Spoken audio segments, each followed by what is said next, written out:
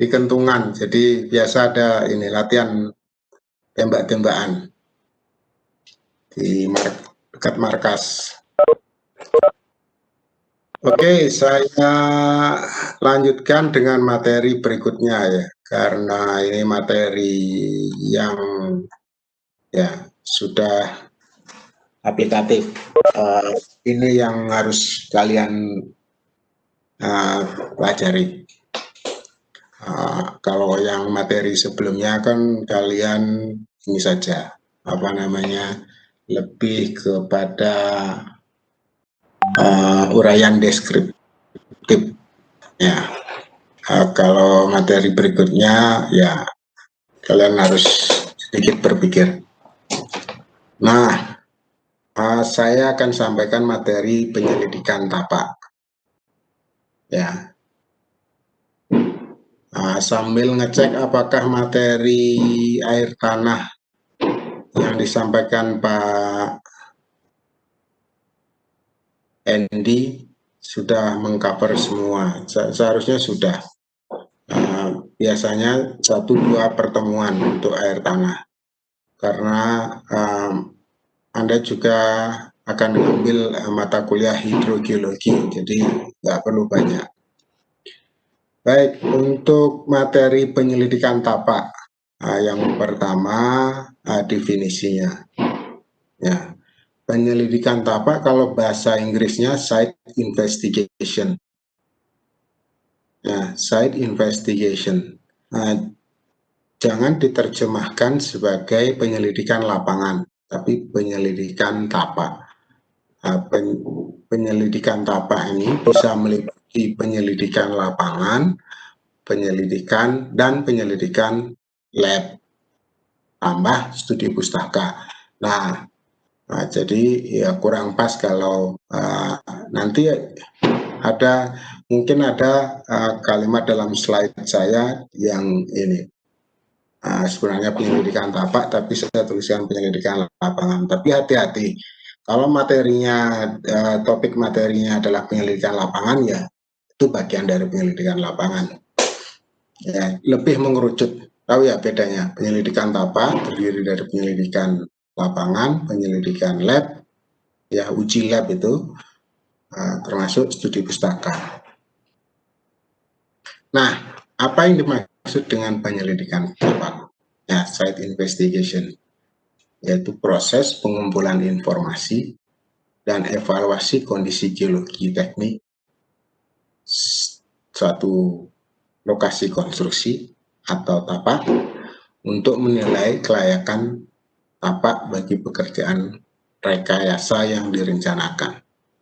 Ya, penyelidikan tapak bisa dilakukan di lokasi konstruksi, misalnya membangun bendungan, membangun gedung, lapangan udara, pelabuhan, ya bisa juga di lokasi pekerjaan rekayasa berupa lereng alami, misalnya di pinggir jalan, daerah yang rawan mengalami longsor, ya.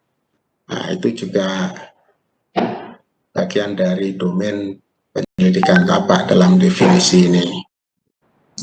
Ya, penyelidikan tapak ini ya dimaksudkan untuk mengetahui kondisi geologi teknik tapak. Ya, kondisi geologi teknik yang dimaksud antara lain, ini contoh saja. Ya, yang pertama, bagaimana karakteristik tanah dan batuannya. Apa saja jenis batuan yang ada, kemudian bagaimana tingkat kelapukannya, kemudian bagaimana kuatnya, kekuatannya, ya, demikian juga untuk tanah. Kemudian kondisi geologi teknik yang lain, ingat kondisi geologi teknik, ya, atau aspek geologi teknik atau faktor-faktor geologi teknik, ya. Morfologi dan proses geomorfik aktif, batuan tanah, struktur geologi, air tanah, dan proses geodinamika. Nah, saya memang sengaja mengulang-ulang ini karena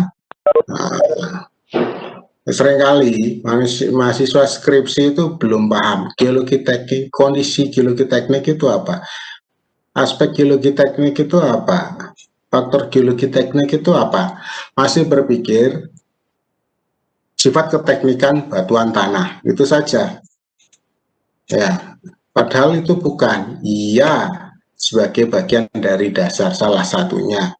Tapi geologi teknik bukan hanya tentang batuan dan tanah, tapi apa faktor-faktor geologi yang sekiranya bisa mempengaruhi konstruksi, keberlangsungan konstruksi maupun proses pembangunan konstruksi. Itu poinnya. Ya, faktor-faktor geologinya apa? Ya, dari morfologi dan proses geomorfik aktif itu, struktur geologi, air tanah, ya, kemudian proses geodinamika. Ingat selalu itu. Ya, nah, kemudian kondisi geologi teknik ini ya, orientasi dan deskripsi diskontinuitas batuan. Diskontinuitas itu sudah saya sampaikan belum ya?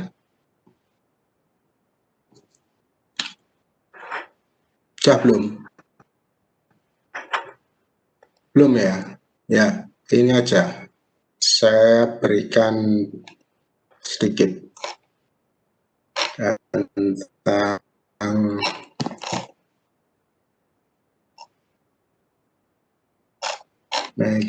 nanti yang kalian pelajari di mekanika batuan.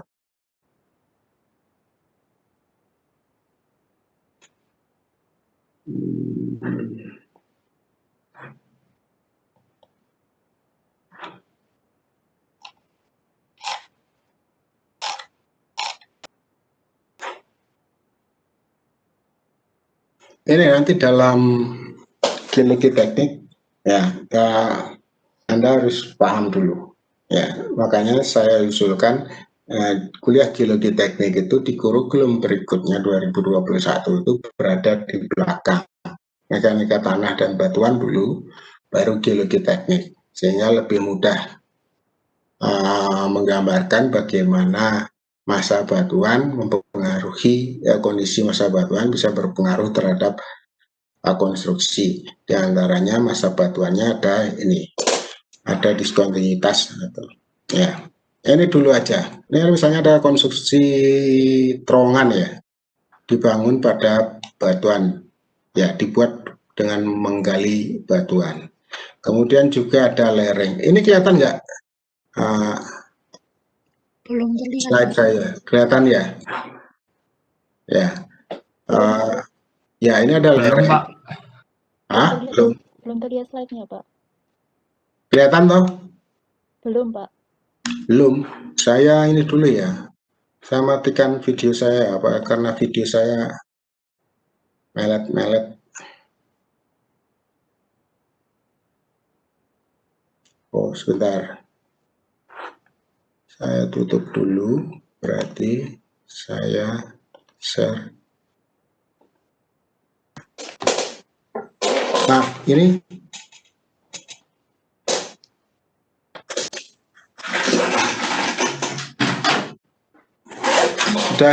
sudah kelihatan pendahuluan rock itu.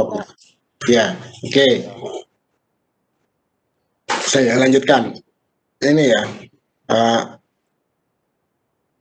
terowongan digali ya pada batuan. Kemudian ini lereng tersusun oleh batuan.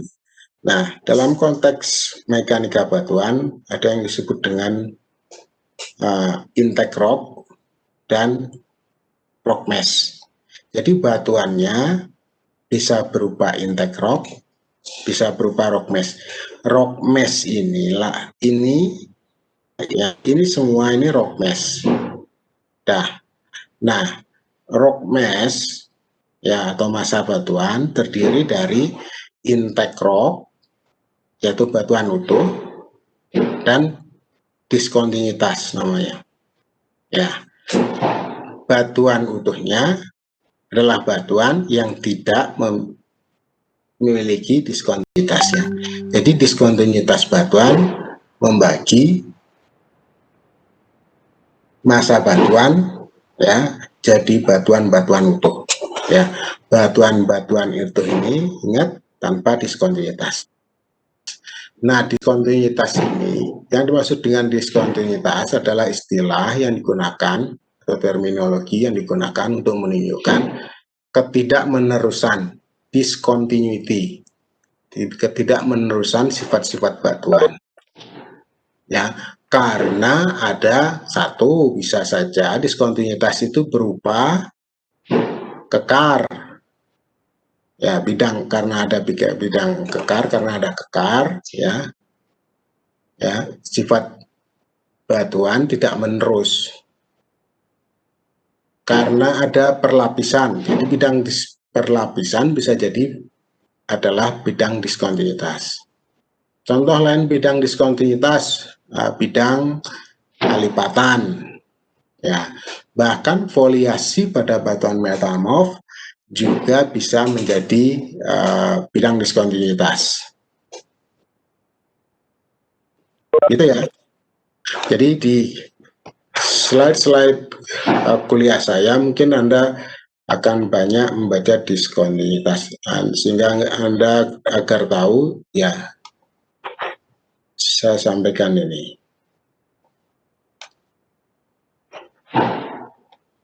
Ya.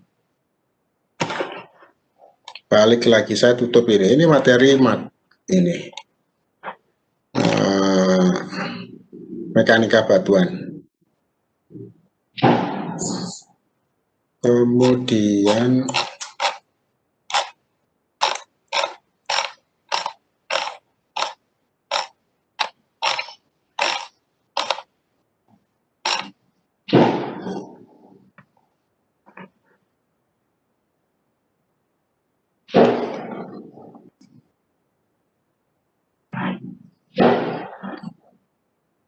balik lagi ke materi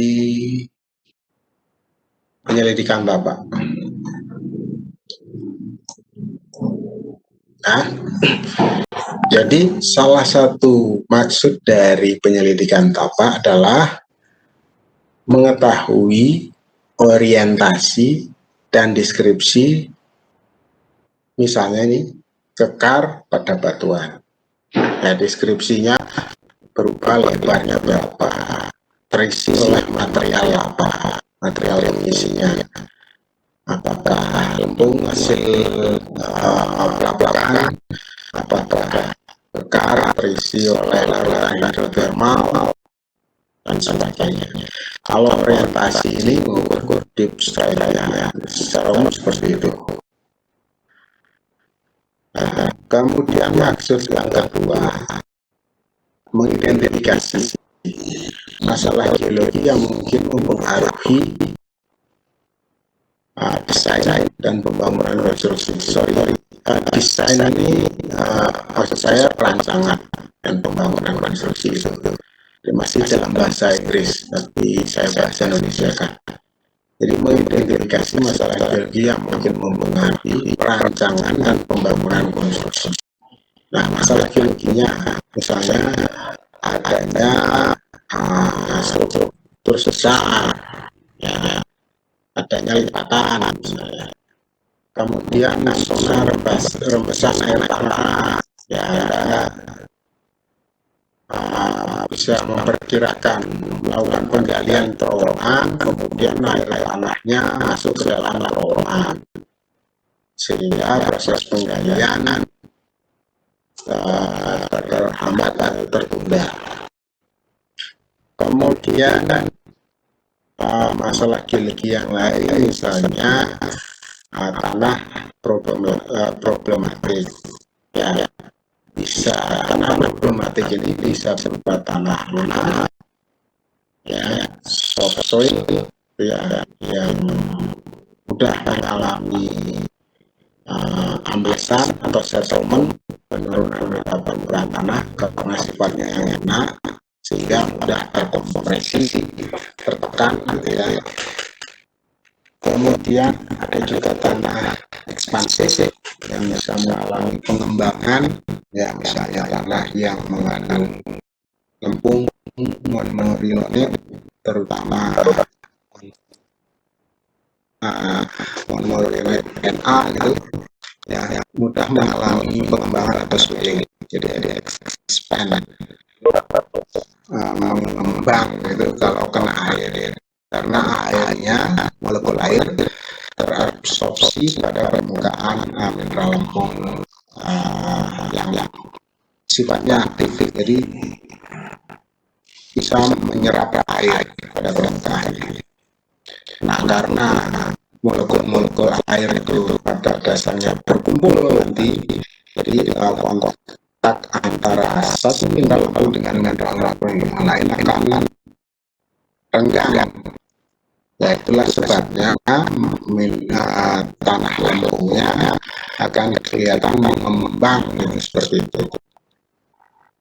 Ya, karena pori antar mineral lempung terisi oleh air. Nah, tanah agresif ini tanah yang mengandung ini misalnya sulfat ya, yang tinggi, kadar garam yang tinggi, abrasif, sifatnya abrasif yang kadar garamnya tinggi. Secara lebih spesifik ini dibedakan. Kalau yang agresif sama ini yang asam, tingkat asamnya tinggi. Kalau abrasif itu garamnya tinggi. Kemudian yang ketiga, mengkuantifikasi data geologis dan sifat ganda tanah dan batuan. Ya, Anda melihat data jenis batuannya, granit misalnya, ya, di lokasi konstruksi. Mineralnya ABCD. Nah, apakah, kemudian pertanyaannya, apakah granit ini akan memiliki daya dukung yang cukup untuk menopang konstruksi yang ada? Atau dengan pertanyaan lain, apakah granit ini, ya, lereng yang tersusun oleh granit akan memiliki tingkat kestabilan lereng yang tinggi? Misalnya pertanyaannya seperti itu, Anda nggak tahu, karena masih uraian deskriptif kualitatif. Batuannya granit, mineral lempungnya ini, mineral penyusunnya ini. Dan apakah punya daya dukung yang bagus, punya tingkat kestabilan yang bagus? Ya, Anda perlu mengkuantifikasi data ini. Nah, granitnya diuji kekuatannya berapa? Ya, kemudian kalau di bawah permukaan dengan retakan, mengklasifikasikan granitnya, ya, terdiri dari batuan yang rekahannya sedikit. Nanti di kuliah praktikum geologi teknik, Anda akan diajarkan menghitung RQD, Rock Quality Designation. Jadi mengukur tingkat retakan pada batuan core, ya, core hasil pengeboran inti batuan, ya, untuk mengklasifikasikan batuannya, apakah batuan yang ada memiliki kualitas baik atau klasifikasinya baik, sedang, buruk, atau sangat buruk. Nah, kalau klasifikasinya baik, berarti batuannya memiliki daya dukung yang relatif baik, relatif tinggi, seperti itu. Jadi sudah lebih daripada hanya sekedar karakterisasi deskriptif dalam geologi, dalam penyelidikan geologi. Ya, jelas jenis batuannya atau penyelidikan geologinya itu penting untuk memperkirakan bagaimana sifat keteknikannya. Jadi tetap harus dilakukan penyelidikan geologinya.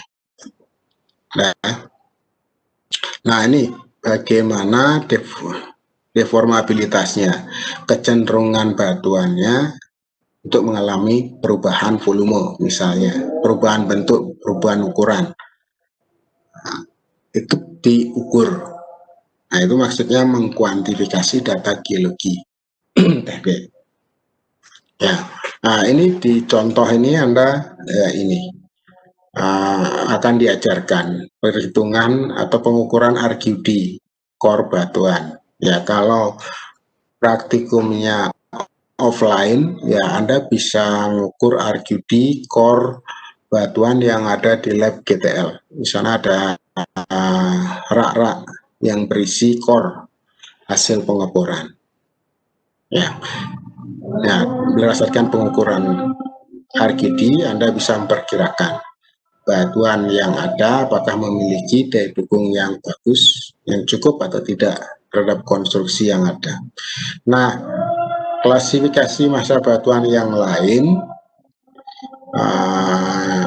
seperti rock mass rating maupun slope mass rating ini nanti diajarkan di mata kuliah mekanika batuan. Nanti karena materinya lebih advance. Oke, ada pertanyaan sampai di sana? Oke, satu lagi ini. D, ya, menyediakan kriteria geologi teknik dalam pembuatan desain, ya betul, dalam pembuatan desain dan pembangunan konstruksi. Ya, menyediakan kriteria geologi teknik, ya, dalam perancangan dan pembangunan konstruksi. Ya, nah, dalam perancangan konstruksi Anda seorang engineering geologist ya atau engineering geologist bertugas menyediakan kriteria geologi teknik. Ada saja, misalnya di sini contoh di sebelah kiri ini ada proyek pembangunan bangunan bertingkat, ya, nah, misalnya pemukiman atau pabrik atau apa konstruksi di sini. Nah, engineering geologi dari daerah ini harus Anda ketahui. Nah, misalnya di sebelah kiri ini, apakah lereng yang ada di sisi dari bangunan nanti mudah longsor atau tidak? Ya. Kemudian apakah tanah yang di mana bangunan ini akan didirikan mengalami kontaminasi atau tidak? Amankah dari kontaminasi? Jangan-jangan dulunya merupakan tempat SPBU misalnya yang mengalami kebocoran limbahnya, sehingga misalnya sini Anda bikin sumur bor, ya kemudian Anda ngebor untuk mendapatkan air tanahnya terkontaminasi, sehingga ya kemudian lahan-lahan di sini juga ditanami juga akan sulit, mau bikin kebun dan sebagainya sulit ditanami karena sudah terkontaminasi. Kemudian apakah di lokasi konstruksi ada patahan, kemudian apakah struktur sesarnya dapat menyebabkan guncangan terhadap gedung yang ada, ya apakah sesarnya aktif atau tidak aktif misalnya, seperti itu. Kemudian yang di permukaan juga ada sungai misalnya di pinggirnya, apakah sungainya pada musim hujan dapat menyebabkan terjadinya banjir. Nah, itu tugas engineering geologis sebagai bagian dari maksud penyelidikan tapak untuk menyediakan kriteria geologi teknik. Sama di gambar sebelah kanan ini, ya misalnya dalam pembangunan bendungan, ya Nah, bagaimana kondisi batuan yang ada? Ini jenis bendungan beton misalnya yang bendungannya bertumpu pada sisi kiri dan kanannya pada batuan yang ada. Apa yang terjadi? Bagaimana kondisi batuan di sekitar sisi-sisi dari bendungan sebagai tumpuan bendungan, kuatkah? Ya, kemudian apakah patahan yang ada aktif atau tidak? Nah, kemudian bagaimana kondisi lereng-lereng di sekitar waduk atau reservoir dari bendungan? Apakah mudah mengalami longsor atau tidak? Bagaimana kualitas dari air bendungan? Apakah akan mengalami sedimentasi sehingga bendungannya akan memiliki kapasitas yang semakin berkurang di kemudian hari? Ya, Anda tahu. Ya. Nah, itu dan itu bagian dari penyelidikan TAPA. Ya. Itu contohnya dari maksud dilakukan penyelidikan TAPA. Nah, sampai di sana ada pertanyaan?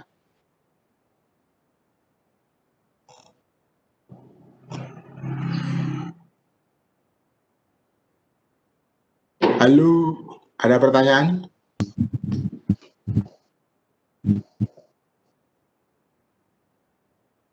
Ada pertanyaan kah? Selamat siang, Pak. Ya, siapa ini? Fadli. Iya, saya mau izin bertanya, Pak. Nanti apabila dalam penyelidik pada kenyataannya nanti kalau semisal dalam penyelidikan TAPA tersebut kok ternyata setelah ada pembangunan baru kemudian semisal ditemukan sesar aktif, kalau semisal ada yang kelewat begitu bagaimana, Pak? Ada yang kelewat. Maksudnya gimana tuh ada yang kelewat itu? Ya, semisal ada sesar yang bukan sesar, ada suatu kondisi geologi tertentu di situ yang sebenarnya tidak memungkinkan, tapi kemudian dipaksakan untuk dibangun. Nah, pada awalnya itu tidak dianggap itu tidak membahayakan seperti itu, Pak. Tapi kemudian tetap dibangun. Nah, di kemudian hari seperti apa, Pak, penanggulangannya? Oke, pertanyaan bagus. Ya, saya suka Anda yang aktif. Paling enggak, kalau yang aktif, nilai C itu udah di tangan ya.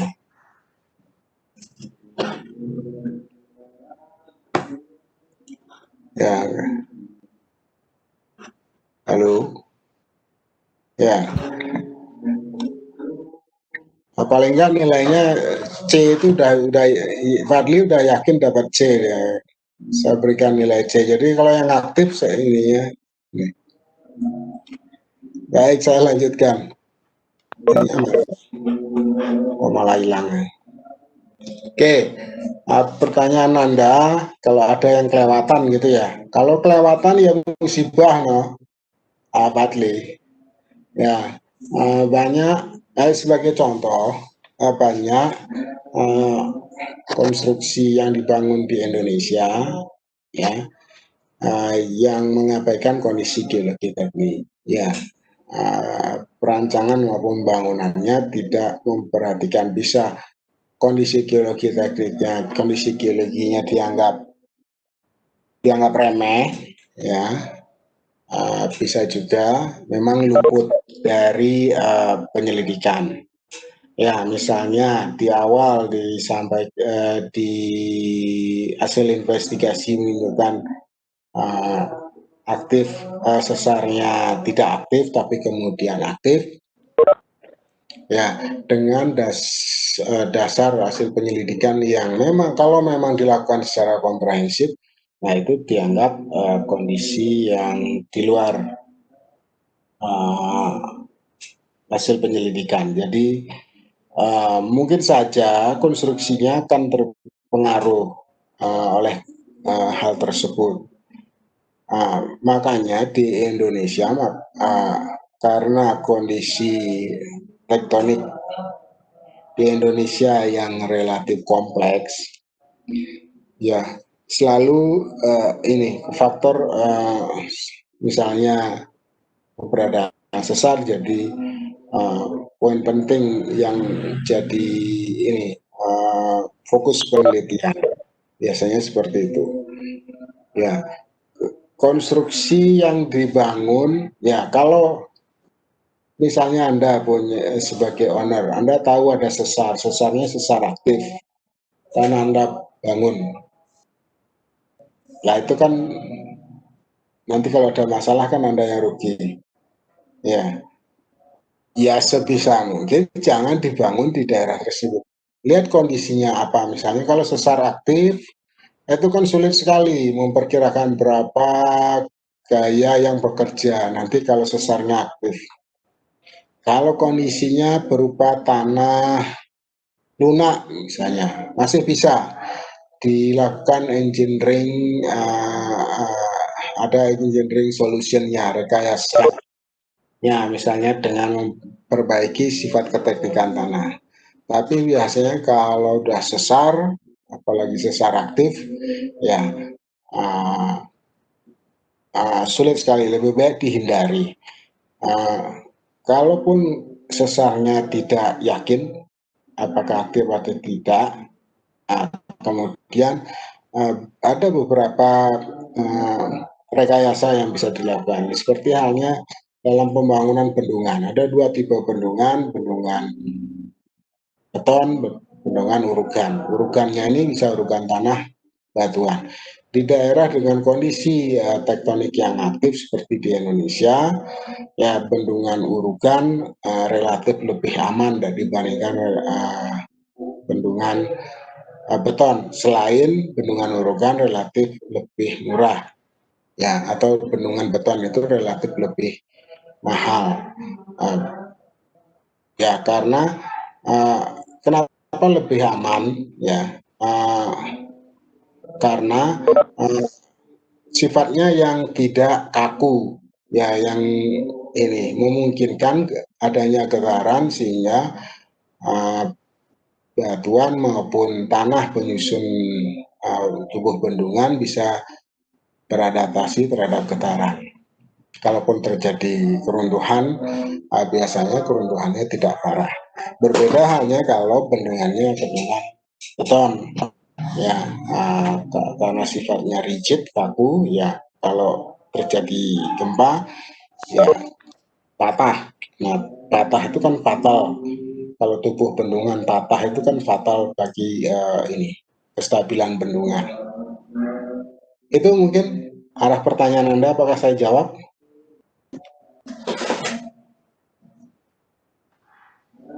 Ya, terima kasih.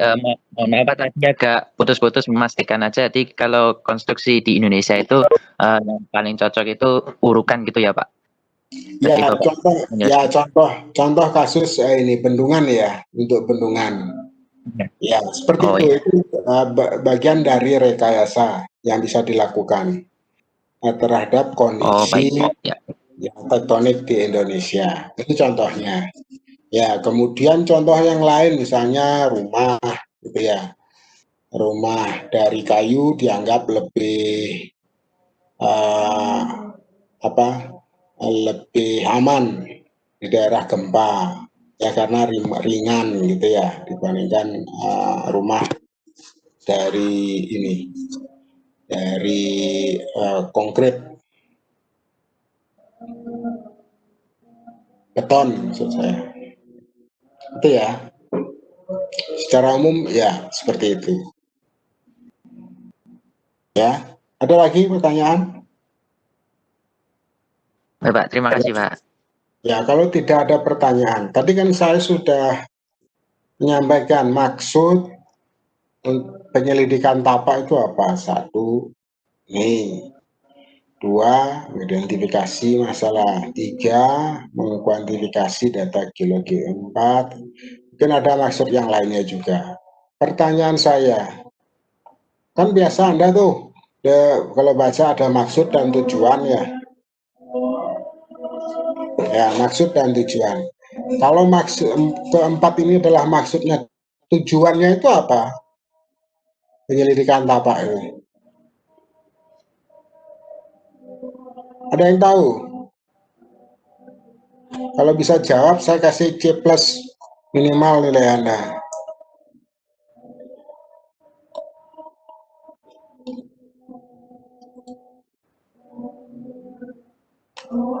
Slide saya kelihatan nggak ya?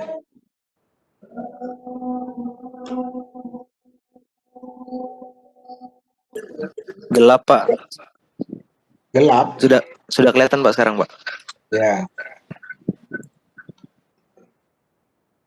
Ini kan tadi, ini maksud tujuan. Ya, maksudnya tujuannya apa? Yuk, C+. Izin menjawab, Pak. Ya, Tujuannya adalah untuk pembangunan di daerah tersebut, Pak. Apakah site tersebut cocok untuk dijadikan daerah pembangunan atau tujuan lainnya, Pak? gimana? Diulang, diperbaiki kalimatmu. Tujuannya itu untuk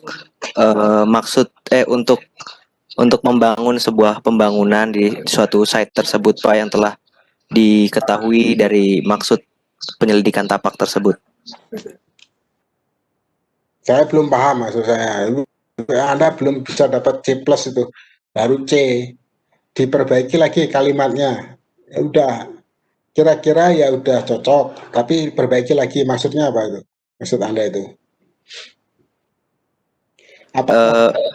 Apakah lokasi tersebut cocok gitu ya dilakukan Ya, intinya itu, Pak. Apakah lokasi tersebut, site atau tapak tersebut cocok untuk dilakukan sebuah pembangunan? Oh iya, Irham, nanti Anda minimal dapat C+ ya nanti. Udah bagus ya. Udah benar jawaban Anda. C+ itu udah di tangan itu. Ya, makasih banyak, Pak. Makasih, Pak. Enggak, masa C+. Ya. Nah, ini jawabannya kan tadi, untuk menilai kelayakan tapak bagi pekerjaan rekayasa yang direncanakan. Apakah lokasi tersebut ya cocok dibangun misalnya bendungan? Apakah cocok dibangun pelabuhan laut, pelabuhan udara, cocok didirikan pemukiman, dan sebagainya.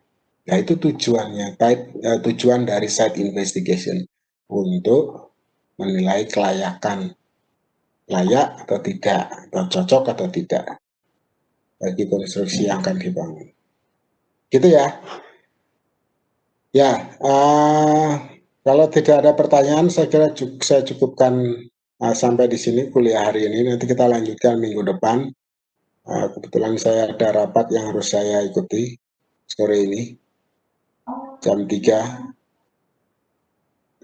Ya, kita bisa cukupkan kuliah sore ini. Terima kasih. Mas Danang, terima kasih.